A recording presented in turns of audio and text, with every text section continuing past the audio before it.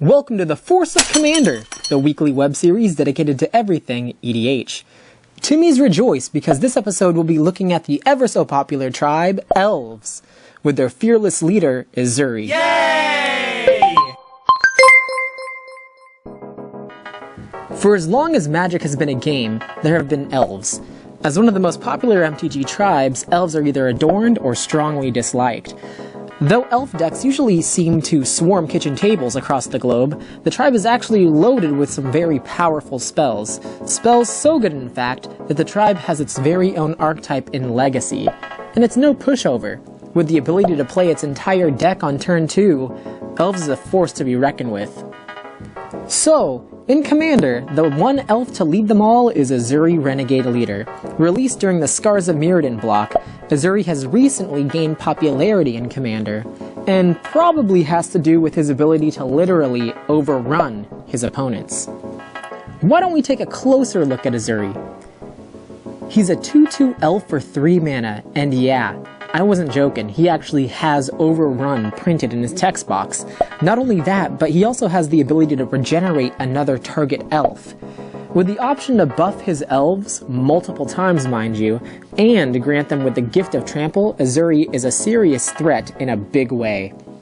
When building an Ezuri EDH deck, remember that he should be an aggro deck, so lots of creatures is a must. When you think of elves, you probably think of mana dorks, and this deck is no exception. You want as many mana producers as possible.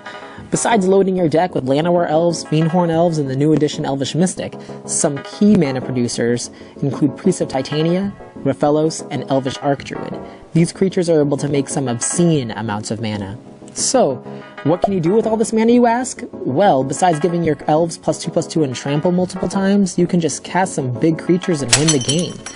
With the amount of mana being made by your elves, any spell that green has access to isn't out of reach. Along with mana producers and bombs, you also need some card draw in order to reload your hand with your elves, or to find your bombs. Cantrips like Elvish Visionary are decent, but the dream in EDH is to go big. And with spells like Glimpse of Nature and Regal Force, you have the potential to draw 10 plus cards. So there you have it. Mana dorks, big spells, and lots of draw. So, let's take a closer look at an example Ezuri decklist made for Dual Commander.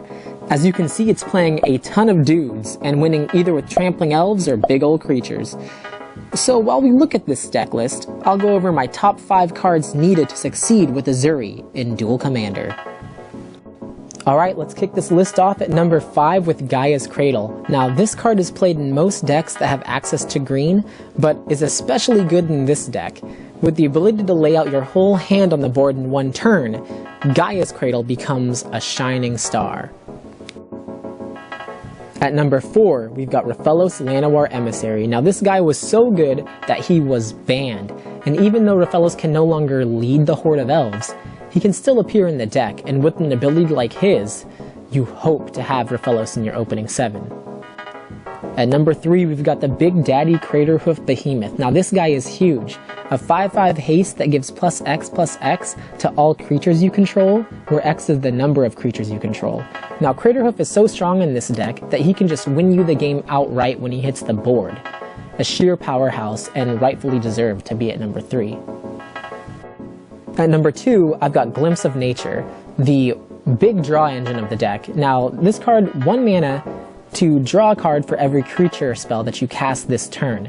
Now, it's so powerful that with Glimpse, you're able to play out your whole deck in 1 turn. Such a scary feeling when you're sitting across a resolved Glimpse of Nature. You never know what's going to happen. So what can beat Glimpse of Nature for the top spot?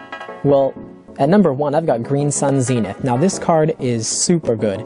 It's so versatile, and it's the best tutor that Ezuri could ever ask for. The Zenith is a Llanowar Elf, a Raphellos, a Craterhoof Behemoth, anything that you may need at any point of the game, all in 1 card. Well, that's my top 5 list, guys. What would be your number 1 choice? Let me know in the comments. So, if you want to transition Ezuri into a multiplayer deck, just remember that multiplayer is much slower than Dual Commander, so feel free to cut many of the less efficient mana dorks and go big. Real big with cards like Mana Reflection, Legendary Eldrazi, and why don't you throw in some infinite combos. So Ezuri's awesome, Loaded with raw power, he is perfect for newcomers and Magic vets alike. I would especially recommend Ezuri to budget players. Being mono green, you don't need the dual lands or fetch lands, and could probably make a pretty good deck for less than $100. So, what do you guys think of Ezuri?